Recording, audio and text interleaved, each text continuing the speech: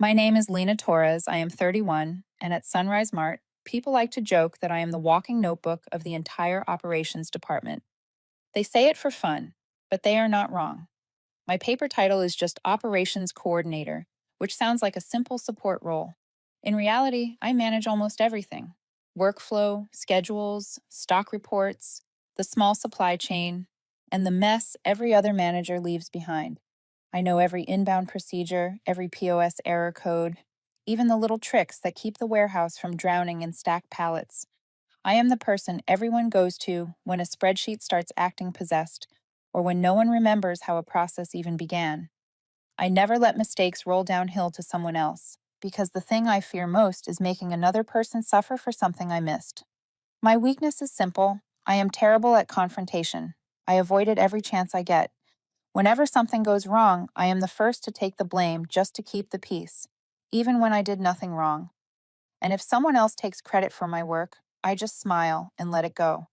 I tell myself I do it to avoid trouble, but sometimes I wonder if I have stayed in the background so long that I no longer dare to step forward. I live with my mother. She is nearly 70 and struggles with severe arthritis, and my younger brother, who attends night classes in auto repair to save money on tuition. We rent a small apartment on the west side of Phoenix. It is old and cramped, but the rent is low enough to survive. My mornings always start at 6. I prep lunch for my mom, sort out her medication, then pack a lunch for myself.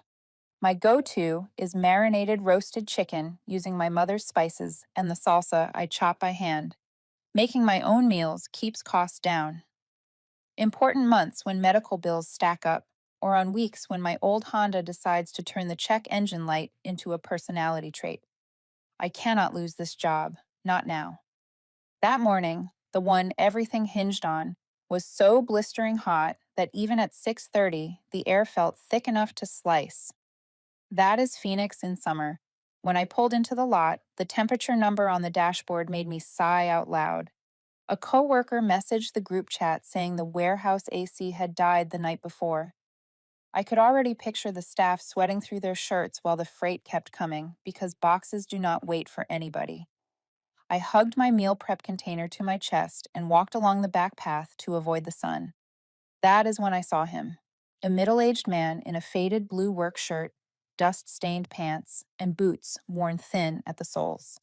He was sitting on the concrete steps, head down, adjusting the tools in his kit. Beside him sat an empty food container, as he had eaten long ago, but never quite recovered the energy.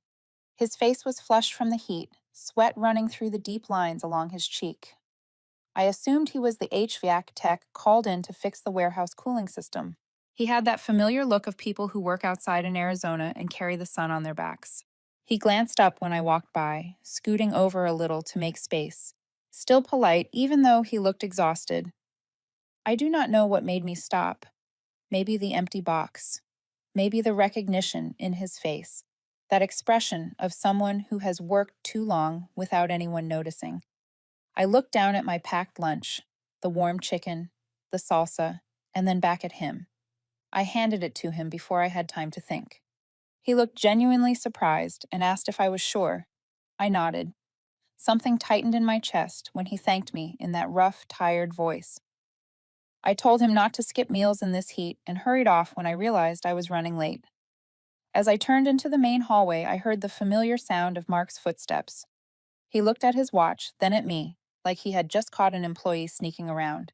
He grabbed my ID lanyard to check the timestamp and delivered a line I had heard too many times. "You are making the whole team look bad." That is Mark. Always like that. He loves speaking loudly enough for others to hear, loves interrupting me mid-sentence, and loves taking my ideas into meetings without once mentioning my name. He will ask me to write the reports he needs for leadership, then act like he built them from scratch. When something goes wrong, he says I am too perfectionistic or too slow, even when the mistake was not mine. He never yells, but the worst part is the tone that drips, the condescending look, the way he acts like I should be grateful he gave me a chance. After tossing out his complaint, he spun around and barked at me to keep up. He said I was not to embarrass him during this morning's big meeting, that someone from the board was visiting, and he wanted everything flawless. I tightened my grip on my ID badge, walked faster behind him, and hoped giving my lunch to a stranger would not turn out to be the decision I regretted a few hours later. As I followed Mark, a thought flickered across my mind, wondering if anyone had ever stumbled into a morning as ridiculous as mine. And if you are listening to this story right now and you have worked in a place like this, tell me where you are listening from. And if you enjoy quiet, clever revenge stories, stay with me. Trust me, what happened next was more worth the wait than I ever expected. I walked right behind Mark as we headed toward the main conference room. The air in the hallway was stretched tight like a pulled wire. Sunrise Mart had not felt like a functioning company for months. Sales were down, stores were losing customers to tougher competitors, and the Phoenix warehouse staff had even staged a half-day walkout because of short staffing. The turnover rate was so high that HR joked they could not order name tags fast enough for the new hires. It was a joke, but everyone knew the company was in a real crisis. Last week, the board announced it would bring in a new chief executive officer. The news spread across every desk, and no one dared to ask if layoffs were coming next. The room was packed when I stepped inside. Cold lights reflected off the long wooden table, giving the space a formality that made my shoulders tighten. I was looking for a seat when my whole body froze. The man at the head of the table, flipping through a blue folder, was the same man I had handed my lunch to that morning, except he was no longer wearing a faded work shirt. He wore a sharp navy suit, and his eyes were razor clear. In front of him sat a fresh nameplate: Ethan Cole, Chief Executive Officer. I had never met him, but I had heard rumors. Sunrise Mart had hired a chief executive known for being relentless in restructuring. I did not expect that man to be the same one who had sat on a concrete step in 110-degree heat, with a toolkit beside him. Thanking me in a voice worn down by the sun, Ethan looked up just as I sat down. His eyes met mine for a single second, no more, then he turned back to his documents without a single acknowledgement of the morning. No hint that he recognized me, but I knew he had seen me. Mark, of course, noticed nothing. As usual, he marched in like he was about to lead the meeting, even though that role had never been his. He shook the chief executive's hand and immediately launched into his performance. In 30 seconds, he fired off so many buzzwords I could recite them in my sleep. We are aiming for strategic alignment across all departments. We want to enhance the customer journey and build stronger vertical leverage. I sat still, listening like someone forced to hear an old song stuck on repeat. Anyone who worked with Mark knew he loved fancy words, even when the meaning was hollow. Then he introduced me. This is Lena. She is good with paperwork. I handle the big picture leadership. Heat rushed into my chest, not because it was new, but because he had repeated it so many times that part of me had started to believe it. I lowered my head and pretended to write something just to avoid the eyes in the room. Ethan still did not react. He simply set his pen down and asked the first question. Can you describe the warehouse workflow during peak hours? Mark started talking about leadership and delegation, not a single actual step. I saw a few coworkers struggle to keep straight faces. Ethan did not interrupt, just listened until the end before asking the next question. When a supplier delivers late, how does your department respond? Mark spoke again about long-term vision, strategic communication, and a handful of terms that sounded important but meant nothing. Ethan nodded once and then shifted to me. Lena, can you explain briefly what happens when an order is delayed by 3 hours? My heartbeat quickened. I hated being the center of attention, but I could not afford to answer poorly, so I told him the real process: contacting the backup supplier, reprioritizing the incoming orders, updating the system so the warehouse could rearrange its shifts, sending a report to the supervisor. I kept it short, clear, and grounded in what actually happened. Ethan jotted down a note and simply said, "Thank you." No praise. But I noticed a few coworkers glance at Mark with new understanding. The questioning continued in the same pattern. Ethan asked about real operations. Mark answered with polished nonsense, and I supplied the working details. I was not trying to show off, but with each answer, it felt like another crack appeared in the glossy leadership image Mark had built for years. The air shifted. No one said a word, but everyone felt the contrast. Mark looked like a hollow suit, and I, the person who always sat at the far end of the table, was suddenly the one who actually knew how the system ran. Ethan remained quiet most of the time, but now and then his eyes paused on me, not with curiosity, not with special warmth, but with the assessing look of someone measuring the truth of a person who did not yet understand her own value.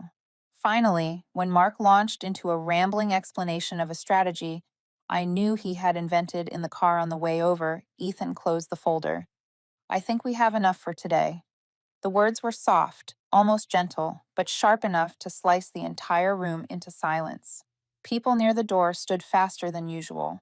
Mark hesitated, confused, unable to understand why the meeting ended so abruptly. He searched the chief executive's face for a clue, but Ethan offered none. I gathered my notebook and walked out last. As my hand touched the door, I paused for a moment. Ethan was looking at the documents, but his head turned slightly toward me, like he knew I had stopped. I did not know if he remembered my face from that morning, but one thing was clear. From the moment he asked the first question, Sunrise Mart had entered a new chapter, and so had I. The meeting ended, but its weight followed me through the rest of the morning. I could feel something had shifted, not inside the conference room, but in the way people started watching each other the moment we stepped into the hallway. Little conversations died as I walked past. A few glances were exchanged, the kind you cannot quite decode. The only thing I understood was this: Ethan's arrival had shaken loose a layer of dust that had settled on this place for far too long. Ethan's first official day as Chief Executive Officer did not happen in his polished office. It unfolded almost entirely in the warehouse behind the building. I found out when a supervisor messaged our internal group chat. The chief executive just walked past aisle number 3 and asked every worker how many overtime hours they had this month. And it was not the polite kind of question. He wrote down every answer. He also asked about leadership, about a culture of accountability, about whether the warehouse staff ever felt heard. A longtime employee, Sam, answered without hesitation, "We do not have a leadership problem. We have a mark problem." My heart dropped when I read it. Not because I disagreed, but because a comment like that, if it reached Mark, would only make things worse. And when Mark looked for someone to blame, I was almost always the first name he reached for. While the warehouse whispered about the new chief executive, Mark stayed busy planning how to get close to him. Right before lunch, I saw Mark standing in front of the mirror in the small meeting room, adjusting his tie and rehearsing a short introduction. One line he repeated so many times, I memorized it. "I am basically the brain of operations around here." When Ethan walked through the office area, Mark immediately followed him, cheerful like they had been friends for years. I overheard Mark inviting the chief executive to lunch at an expensive steakhouse downtown. Ethan declined politely, saying he wanted to spend his first day understanding employees and real issues before discussing vision. Mark tried to smile, but it was clear he was not used to being turned down. By the afternoon, the chief executive's emails started flooding every department. He requested detailed reports on overtime for the past 6 months, equipment breakdowns, late deliveries, and the list of stores with operating costs over budget. And of course, the person responsible for pulling all that data together was me. I opened every report, every spreadsheet, every chart. The numbers were brutal. There were periods when overtime spiked nearly 40% because of staffing shortages. 3 weeks straight when transportation delays piled up. More than 7 incidents where the warehouse had to use backup plans because of poor coordination. I knew the board would have questions, and Mark had never handled questions well. As I was reviewing the numbers one last time, Mark appeared behind me. He did not knock, he did not ask if I was busy. He simply placed a hand on my desk and spoke in that fake, friendly tone I knew too well.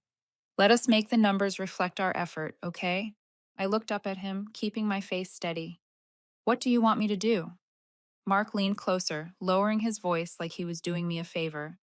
"You worry too much. This is how corporate works. We show progress, no problems." He wanted me to lower the overtime numbers so they looked reasonable, adjust the maintenance timeline so the warehouse does not seem mismanaged, combine multiple late deliveries into one so it would not look like the system was failing. With every word he said, a cold line ran down my spine. I knew exactly what manipulating data could cost. It was not just wrong, it could destroy my entire career. But if I refused, Mark had 1,000 ways to make my job miserable. He could tank my performance review. Claim I was not a cultural fit. Transfer me to a far-off branch. I even convinced HR that I was no longer aligned with company values. I was the only stable income in my household. My mother needed medication every month. My brother needed help with tuition. I did not have the luxury of walking away. I sat frozen, hands still on the keyboard, mind spinning between two equally terrifying paths. I had not even answered when Mark patted my shoulder lightly, as if the decision had already been made. Good. I know you will handle it. He walked away before I could say a word. I stayed late after everyone left, staring at the report open on my screen. The raw numbers, honest and unfiltered, exposed everything that had been rotting for months. But I knew if I sent them as they were, Mark would be back at my desk demanding changes. A few minutes later, my phone buzzed. A new email. I opened it and my breath caught. From Ethan Cole, subject clarification. The message contained only one sentence. Could you help clarify a few discrepancies? Your insight seems valuable. I stared at the screen. It was not from Mark. It was not a request to modify numbers. It was not manipulation. It was a direct question, straightforward, professional, the way real American leaders communicate. But to me, it felt like a door had cracked open in a place I thought was sealed shut. I leaned back in my chair and exhaled slowly. I still did not know how I would reply, but for the first time in years, I felt like someone actually saw the work I did, the effort I had poured in just to keep the system from collapsing on itself. I turned off my desk lamp, gathered my things, and stepped out of the office. I knew the game had changed, and from now on, every decision I made would not just affect Mark, it might shape my entire future at Sunrise Mart. The next morning, just as I set my coffee cup on my desk, the company-wide inbox lit up nonstop. A new email from HR, the kind with a long, heavy corporate title that tells you instantly the news will not be pleasant. Internal compliance and operational audit kickoff. I opened it and read the familiar polished lines that anyone in American corporate life can translate without effort. To ensure transparency and performance integrity. To align departmental outcomes with corporate goals. To identify gaps and process inefficiencies. Words dressed up to sound routine, but everyone in this industry knows what they really mean. Anyone could end up under review. Even though the email insisted the audit was about systems, not individuals, the office tightened around me, like someone had pulled an invisible wire across every desk. People typed faster, spoke less, and swallowed half-finished sentences. I noticed a couple of hands trembling slightly over keyboards. Still, everyone pretended to be calm, as if we were all employees with absolutely nothing to hide. About an hour later, Mark called everyone into the small meeting room at the end of the hall. Once we sat, he stood at the whiteboard, marker in hand, like he was about to present a major initiative. He started with his usual line, "We need unity right now. That is the key." He said audits were normal, that every large company conducted them regularly, and that we should not let the atmosphere rattle us. But his voice did not match the content. It felt more like a warning than a reassurance, and I became certain of it when he looked around the room and kept his gaze on me the longest. This is not the time to overcomplicate things or talk too much about internal issues. Keep everything clean and simple. We present a united front. No one asked questions. No one wanted to be the person to irritate Mark. I stayed quiet too, but my stomach sank. I knew this type of meeting. On the surface, it was encouragement. Underneath, it was a reminder not to tell the audit anything he did not approve. Early in the afternoon, Mark called me into his office. He closed the door, the old air conditioner humming weakly. He leaned against his desk, arms crossed, like he was sizing me up. "Lena, you know you owe me a lot." I looked up. "Owe you." He stepped closer. "I have protected you more times than you know. You think people appreciate your perfectionism. They do not. I covered for you, and now we are in this together. If this goes wrong, we both go down." A bitter laugh almost rose in my throat, but I kept it inside. I had never needed him to cover for me, but Mark's version of reality had never been connected to the truth. He placed a stack of papers in front of me and tapped the edge. "We need to clean up some descriptions in the process documentation before the audit reviews them. Not a big deal. Just align the wording. No need to make it dramatic." I flipped through a few pages. Every section he wanted changed was tied to Something I had reported, notes I had written flagging risks, emails I had sent with subject lines like potential issue, recommendations I had begged him to consider. He wanted me to erase every trace of him, ignoring my warnings. I looked at him, said nothing. Mark exhaled sharply, annoyed. Stop overthinking. This is how leadership works. Small adjustments for the bigger picture. He thought that line would make me obedient. Instead, it showed me the fear leaking through the cracks in his fake confidence.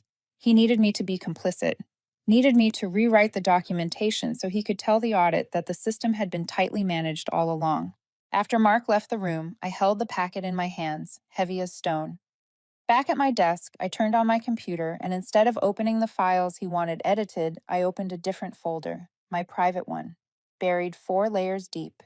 Inside it was every email I had ever sent, warning that the warehouse was overloaded, the ones Mark had brushed aside. The strange invoices I had questioned with no response. The Excel sheets I saved whenever numbers were altered without explanation. Every timestamp, every side note, every detail I kept out of habit to protect myself in a system where blame could fall without warning. I stared at the files, hundreds of small but unmistakable pieces of evidence. My chest tightened. I did not want to be someone who harmed others, but I also could not keep letting someone like Mark manipulate me and push me toward danger. Late afternoon, I drove home. In our small apartment, my mother tried to stand from the sofa, her knees cracking in a way she hoped I would not hear. I rushed to help her and eased her back down. When I set dinner in front of her, she gave me a soft, tired smile. And in that moment, the reason I needed this job came back to me as sharply as the day I started. I could not afford a mistake. My brother stepped out of his room, looked at me, and frowned. You okay? You look worn out. I nodded, but said nothing. I could not drag him into this. I did not want him worrying. The silence settled between us, a heavy pause that made me realize this was not just a work problem, it was a crossroads. That night, after everyone was asleep, I sat at the table, turned on my laptop, and opened my private folder again. I did not know what waited ahead, but I knew one thing: I could not delete anything. I could not pretend the truth was not there. I plugged a USB drive into the laptop, the small sound echoing like a wager being placed. I backed up everything, every file, every image, every line. When the progress bar reached 100%, I removed the USB, placed it in the bottom drawer, and closed it. I did not know if this would save me or pull me into something even more dangerous. But I knew one thing with absolute certainty. For the first time in years, I had chosen not to stay silent. 3 days after the audit email went out, the office felt like a storm cloud was forming right above our ceiling. No one said a word, but I could feel the worry sliding through every step, every keystroke slowing just a little. I was reviewing the overtime sheet when a message from finance popped up in the corner of my screen. Subject: Exception Report, Quarter 2 and Quarter 3. I opened the file and my chest dropped. This was not a normal spreadsheet. It was the kind of report that listed unusual expenses, suspected irregularities, or items that did not match approved procedures. Every line was a spotlight aimed directly at misconduct, and most of those lines pointed straight at Mark. There was an invoice for a luxury lunch at a steakhouse on the same day. Mark told me he had an important vendor meeting, but the spreadsheet note said no vendor confirmed any appointment. There was a travel expense to Denver tagged as market research, even though I knew Mark never left Phoenix that week. He posted gym stories every day. A vendor labeled as a personal acquaintance was paid 3 times in the same month, even though the approval process required 2 levels of sign-off and a written explanation. There was no explanation attached. And another odd charge appeared: a consulting fee for something called an efficiency review, billed under the LLC owned by Mark's cousin. Each line in that spreadsheet told its own story, and none of the stories defended Mark. Less than 2 hours later, Mark called the whole department into the conference room. He was not calm this time. His face was flushed like a sunburn, and his voice was sharp and too loud. Everyone calm down. These numbers are taken out of context. The audit team does not understand our workflow. A junior analyst hesitantly asked what the audit team needed. Mark snapped, "They want clarity, which I will provide. but only if everyone here stops making this bigger than it is. When someone mentioned the spreadsheet exceptions, Mark slammed his pen down. If finance had done its job correctly, we would not be having this conversation. The air turned heavy enough to crush a rib. A couple of younger staff members exchanged glances while trying not to laugh when Mark started misusing financial terms. He said cash flow when he meant operating costs, revenue when discussing rebate programs, and my personal favorite, he declared with complete confidence that amortization meant reducing working hours to save money. Two people lowered their heads, shoulders shaking as they tried not to burst out laughing. If the situation were not so tense, I might have laughed too, but something worse was coming. When the meeting ended, Mark called me in. The door closed, the click of the lock sounding like a warning. He placed a fresh stack of documents in front of me, all rewritten from specific to vague. Numbers softened, problems blurred. And the worst part was the final page, a declaration. I confirmed that the outlined process was followed during quarter 2 and quarter 3. A short sentence, but in American corporate culture, it carried real legal risk. Signing it meant confirming every operational step was correct, including the parts Mark ignored, altered, or replaced with his own shortcuts. One signature could tie me to him if investigators dug any deeper. Mark pushed the document toward me. You are the process expert. This will not hold up unless you sign it. I swallowed hard. But a few items here were updated without any clear justification. He leaned over the table, voice sharpening. Do you want this department to survive the audit or not? Lena, focus. This is not the time to get stuck on small details. Small. Some of those details were serious enough to qualify as falsified reporting. He did not ease up. If this goes bad, it will not be just me. They will come for whoever handled the documentation. You. The words cut clean, not a threat, just the reality of corporate America. Paper trails always lead somewhere, and the person managing the records is the easiest one to blame. I looked at the paper, then at Mark. He thought I was hesitating, thinking. I kept my face still. I need a moment to review it first. His smile was tight as wire. Fine. Do not take too long. He walked out, leaving me with a stack of documents and a ticking bomb. The moment the door shut, I grabbed my phone. My hands shook a little, but I photographed every page. One picture each, clear, full, no missing corners. I dropped them into my private folder. Then I opened my laptop camera and recorded the entire stack under the meeting room lights, proof that they existed before any edits could be made. When Mark returned, I handed him the papers and said I needed more time, because a few details did not match the original data. He looked irritated, but he could not force the issue yet. End of day, Lena. No later. I nodded and walked out. I had barely reached my desk when a new email pinged. Not from Mark, not from Audit, from Ethan Cole. Subject: Private review request.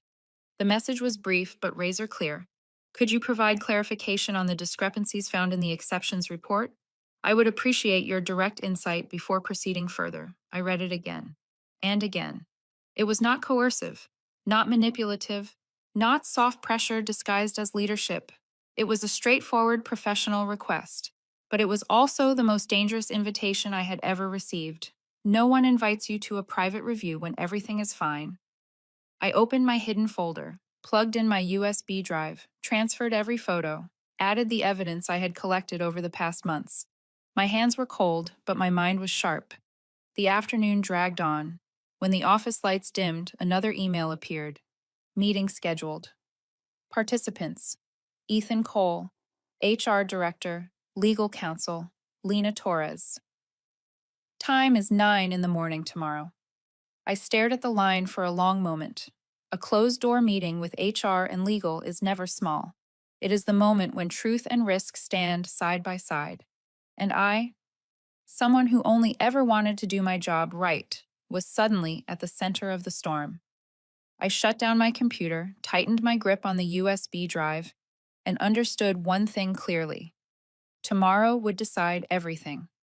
Mark, the audit, and my future at Sunrise Mart. The next morning, the office was covered in a silence so thick I could hear the faint vibration of the air conditioner. I walked into the closed meeting room right on time. The HR director sat at the head of the table. The legal counsel had a stack of documents laid out in front of him, and Ethan sat in the center, hands loosely clasped, focused but not cold. What surprised me most was that nothing about the moment felt accusatory. Instead, the room felt arranged for one purpose: to uncover the truth. Ethan opened the discussion by asking a single pointed question. Lena, I want to hear the real process you have tracked for the past 6 months, not the summarized version. I want the full picture. I took a deep breath and explained everything. I started with the understaffed warehouse, how overtime skyrocketed, the supplier warnings I sent to Mark, the emails left unanswered, and the notes I kept because I knew one day someone would ask for explanations. I did not speak emotionally, only in facts. HR wrote down every detail. Legal nodded whenever I mentioned timestamps. Ethan flipped through my printed documents, asking a question now and then to make sure he understood the specifics. You said Mark edited the process description before sending it to audit. I nodded. And this is the original. When did you back it up? Right before it was altered. I photographed the physical copy and saved it in my folder. He exchanged a brief look with legal. No one said it, but we all understood how serious that was in American corporate culture. After nearly 40 minutes, Ethan leaned back slightly, fingers interlaced. Thank you. Everything you presented is clear and supported by documentation. HR gave me a glance that was hard to read. We will invite Mark in to hear his side. You may stay. The door opened. Mark walked in, his face no longer the panicked mask from yesterday. To my surprise, he did not start with an attack. Instead, he sat down, exhaled like a man trying to hold himself together, and said, "Thank you for giving me a chance to explain." Ethan did not exchange pleasantries. He simply nodded. We want to hear your interpretation of the numbers and the materials Lena provided. Mark looked at me for a second, then lowered his eyes to the papers. I know there are a lot of questions, and I understand why the audit team is concerned, but I want everyone here to know that I have been under immense pressure from the board for the last 8 months. Revenue dropped, staffing collapsed, budgets were cut. I was trying to keep things afloat under very difficult circumstances. I was surprised. This was not the Mark I knew. He was choosing the soft strategy, and to be fair, part of what he said was true. Mark continued. I made mistakes by not addressing the warehouse issues properly. I admit that, but I did not intend to hide anything.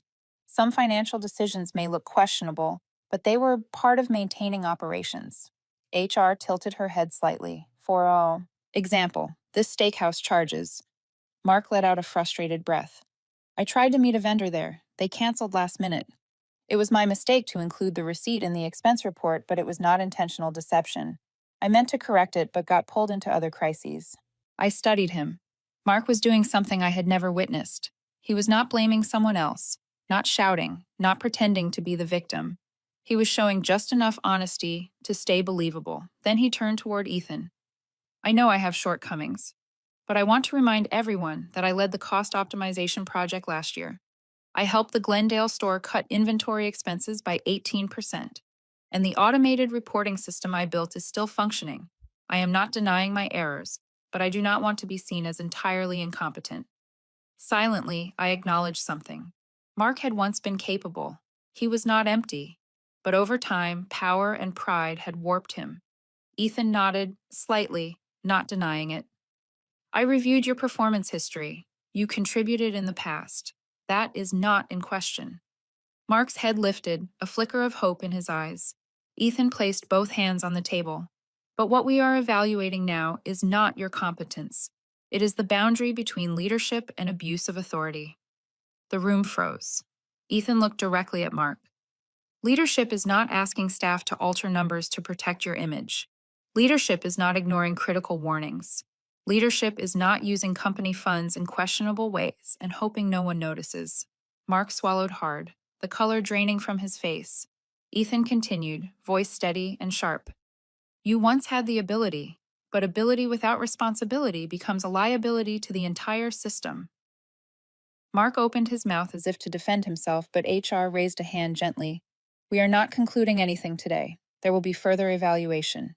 You may step out for now. Mark stood. For a few seconds, he could not produce a single word. He glanced at me, confusion and something unnameable in his eyes. Not anger, not gratitude, more like someone trying to understand how far I had gone. Then he walked out. The door closed. Ethan looked at me. "Thank you for staying." I nodded, though my pulse was still racing. I did not know whether this meeting would protect me or expose me. I only knew I had told the truth. Ethan gathered the documents. "The next steps will be communicated. We will review all evidence thoroughly before making a final decision." No one said Mark would be fired. No one said he would stay. Everything hung in a tense balance, like a wire waiting to snap. I left the room with a tightness in my chest. I had survived one wave, but I had no idea whether the shore ahead was calm or hiding another storm. Only one thing was certain. Whatever came next was now beyond Mark's control, and beyond mine. In the days after the closed-door meeting, the office felt like a strange new organism. No one said anything directly, but everything, from the way people looked at each other to the way they moved, had shifted. I had never seen Sunrise Mart this quiet. It felt like a storm had just passed, and everyone was checking to see whether they were still in one piece. The first thing I noticed was that HR had suddenly become overly polite. Instead of their usual clipped tone, they greeted me as softly as a breeze. One HR rep even tapped gently on my desk before handing me a minor update, adding, "If you need emotional support or time off, please let me know." I almost did not know how to respond. Then legal emailed me to check in, asking whether I needed help with documentation, whether I wanted them to store backup copies, whether I needed any guidance on the audit protocol. It was the kind of email you see in movies, not real life. Legal had never, in my entire time here, reached out to me first. And what surprised me most was the tone. Professional, but respectful in a way that felt foreign. Coworkers changed too. A staff member from purchasing walked over, placed a latte on my desk, and gave me a shy smile. "I never got to thank you. We know you deal with more than we realized." A cashier from the Glendale store came by to drop off paperwork and slipped a homemade muffin into my hand on the way out. "I just wanted to say thank you. You always replied to our emails the fastest." Those small things made my throat tighten. After years of being invisible, it felt like someone had finally turned on the lights. But not every change was pleasant. One morning, while I was pouring coffee in the pantry, a senior manager, someone who barely remembered my name for years, walked in and smiled so warmly I almost spilled the cup. "Lily, how are you holding up?" I blinked. "I am Lena." He froze for a second, then laughed louder. "Right, right. Lena, you are doing great work. We really appreciate you." I did not know how to answer. It was almost funny, but it made something else painfully clear. People now realized I was standing close to a dividing line, even if I had not fully accepted it myself. That afternoon, an email from Ethan landed in my inbox. Subject: Critical Responsibilities Memo. The message held only 2 lines. "Lena, I need you to prepare a summary of the core functions of the operations department. Include items that would disrupt activity if missing. You understand these best." This was not a normal email. In American corporate culture, when a chief executive asks someone for a critical responsibilities memo, it means one of two things. That person is about to be promoted, or they are stepping into a coordinating role during a transition. Both options were significant, and both made my heartbeat quicken. I steadied myself, opened a new document, and began typing the bullet points I knew by heart. Procurement timeline, warehouse routing, vendor fallback, sequence, policy exceptions. I understood each part so deeply that it felt like I had built the system myself. I was focused when my phone buzzed. A message from Mark. He wanted to meet me in the parking lot. I stood up, inhaled slowly, and walked downstairs. The late afternoon sun reflected off the cars, making the parking lot feel like a quiet stage waiting for the next scene. Mark stood leaning against his SUV, arms crossed. His face looked strange, not angry, not arrogant, something between exhaustion and desperation. When I got close, he spoke immediately. "Lena, I used to trust you. I stopped short. Trust me." He nodded. "You were the only one I could rely on all these years. I know I am rough. I know I push work onto you. But I did it because I trusted you could handle it. If you had clarified a few things more gently in that meeting, maybe I would not be the target right now. I looked at him. This was not the Mark who barked orders or played the victim. This was someone scrambling for a reason to believe he was not about to lose everything. He stepped closer, voice low. If you help me reshape the context, present things in a more positive light, I promise you something: a promotion, a raise. I will put you in the position you deserve. A chill slid down my spine. You are trying to pull me into deeper trouble. Mark shook his head, eyes pleading to a dangerous degree. No, I am giving you a chance. If I fall, you will not survive either. They will ask why you did not report sooner. Why do you have data and never escalate? Do you think you are safe? I heard something I had never heard in his voice before. Real fear.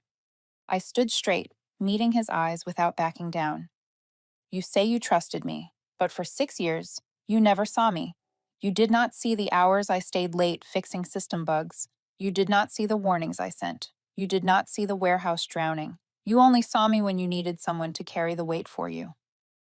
I paused, then finally said the words I had been holding in my chest for too long. But I saw everything you did, every single thing. Mark froze, his expression collapsing as if someone had slapped him. I watched the moment he realized I was no longer the silent shadow behind him. I turned away and walked back toward the building. My heart pounded, but my resolve did not waver. That night, I opened the memo again. I deleted the old title, and I typed a new one, my hands steady for the first time in years. Transition and restructure. Final LT. I looked at my initials at the end of the line. For the first time in years, they carried weight. Not the signature of someone standing in the background, but the mark of someone stepping into the next chapter, even if that chapter was full of storms. That morning, the Sunrise Mart office carried a silence unlike anything I had ever felt. People were working, typing, walking through the halls, but everyone was waiting for the same thing. The audit had stretched past 2 weeks, and anyone who had survived corporate long enough knew one truth: quiet mornings were never a good sign. Right before 9, the front lobby doors opened.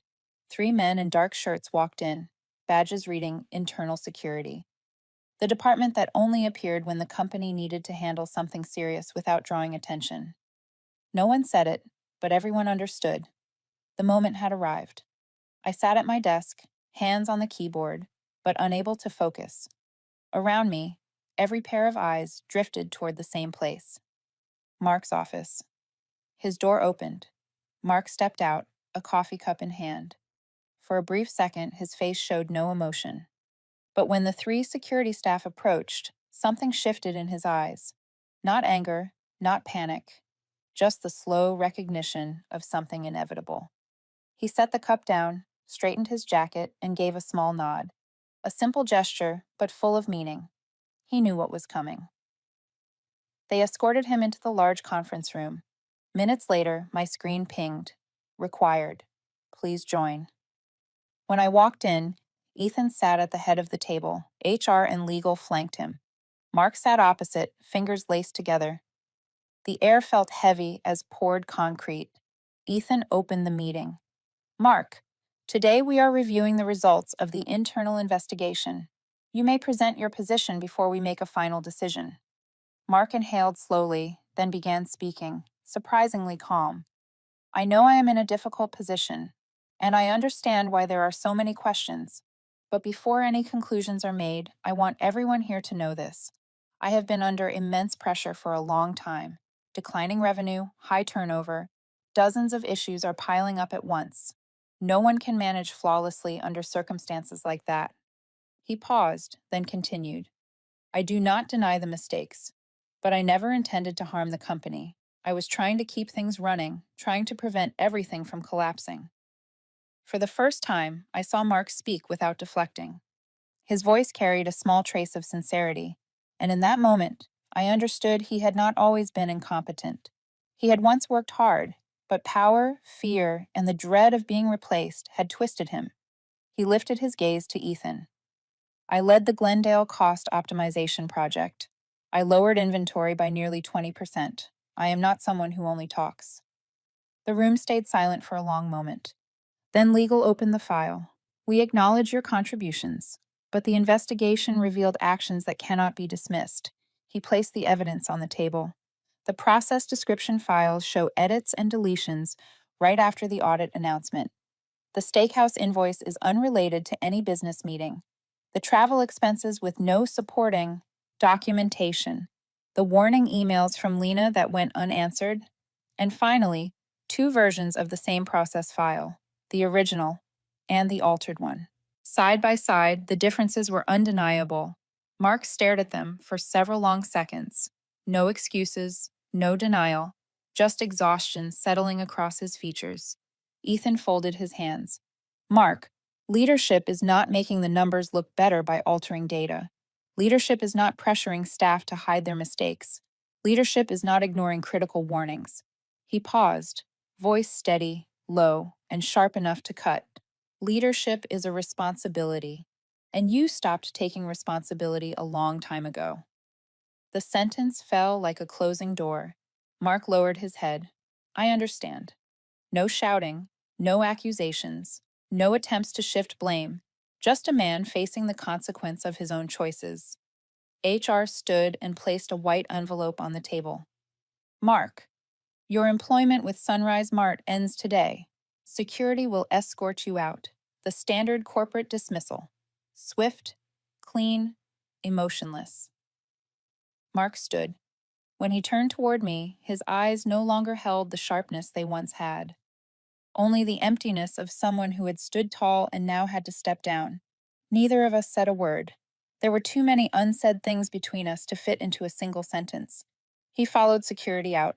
Footsteps echoed down the hall, fading behind the glass doors, a quiet ending, almost frightening in its stillness. A swirl of emotions rose inside me, a flicker of vindication, and a quiet sadness for someone who once had talent but lost himself. When I returned to the conference room, Ethan was still there. He gathered the documents, then motioned for me to follow. We stepped into a small meeting room nearby. I reached for my notebook, but he closed the door and turned to face me, his expression no longer carrying the tension of the previous discussion. He spoke one short sentence, a sentence I will never forget. Let us begin. A week after Mark walked out of the building, Sunrise Mart felt like an entirely different place. Not a dramatic overnight transformation, but as someone had finally opened a window after years of stale air. Fresh wind drifted in quietly but unmistakably. The warehouse no longer echoed with constant complaints, because starting this week, overtime followed clear rules. Whoever signed up first got the slot. Anyone who needed time off for family could switch shifts without being punished. No one was coerced into working anymore. HR launched a new reporting line, a private channel where employees could finally speak honestly about things they once kept silent about. Everyone jokingly called it the finally line. Silly, a little sad, but painfully accurate. It was what people truly felt. Finally, someone was listening. The mid-level managers, the ones who used to avoid meetings out of fear that Mark would interrogate them, suddenly stepped forward with suggestions. I realized not everyone had been incompetent or passive. Many had just been living under Mark's shadow. Once that shadow lifted, their voices finally grew stronger. As for me, my life changed in a single afternoon. Ethan called me into a small conference room. When I walked in, he stood by the whiteboard, marker in hand, as if pausing in the middle of a long-term strategy plan. On the table was a clean, neatly clipped packet. He spoke plainly. Lena, we would like you to take on the role of Director of Operations Support. It took me several seconds to understand I was not dreaming. After 6 years of grinding work, 6 years of carrying more than my job title ever admitted, someone finally saw what I brought to this place. When I brought the appointment letter home, my mother sat on the sofa with her glasses tilted slightly on her nose. She unfolded the paper, read each line, then looked up at me with an expression I will never forget. She said, I am proud of you, Lena. Her voice wavered, maybe out of relief, maybe because she had spent years worrying but never said it out loud. My younger brother leaned over her shoulder, skimmed the page, and pulled me into a tight hug. You finally got seen. A simple sentence, but it landed right in the center of me. 6 years of quiet endurance. 6 years of working without recognition, 6 years walking the line between burnout and survival because I could not afford to risk anything bigger. Now all of it clicked into place. A few days later, I had my first major meeting with Ethan since the promotion. I walked in carrying a lunchbox I had prepared that morning. Nothing fancy, just the same spicy roasted chicken and vegetables I had given him on that brutal 110-degree morning. Ethan looked at the box and let out a soft laugh. "So you are trying to start a tradition," I answered. I thought starting the week with real food could not hurt. He opened the box, the smell warming the room, and said in that steady, honest voice of his, "Lena, that day you did not just give me lunch. You showed me what this place could be. A good company does not start with a strategy, it starts with its people. And you showed me who is actually keeping Sunrise Mart standing." I did not know what to say, so I just nodded. But inside, something was shifting into place, a landmark feeling. Being recognized not because I helped expose someone toxic, but because I truly deserved to be here. From that day on, I worked as a new version of myself, still meticulous, still quiet, still the person who kept the system running smoothly, but no longer invisible. I made suggestions. I pushed back when something was unreasonable. I said no without apologizing. And strangely, no one got upset. It turned out the world adjusts when you decide to stand upright. Nothing was perfect. But for the first time, I felt like I belonged here in a way I never had. As summer began, I noticed a small change that made me smile every morning. I still woke up early to prepare two lunches, one for my mother to take to physical therapy, the other I tucked into my bag. My brother asked, "Who is the second one for?" I joked, "Fate, just in case it shows up somewhere and needs a meal." The truth is, I was not preparing lunch to change anyone's life. I did not expect another miracle like that morning. But I understood something now. Small kindnesses, even tiny ones, sometimes open doors you never knew existed. And so, I end my story here, on a quiet afternoon, sunlight spilling across the window of my new office, the one with the nameplate I waited 6 years to earn. I am still Lena. I still pack my lunch every morning, and I still believe that sometimes a single small act can change an entire life, including your own.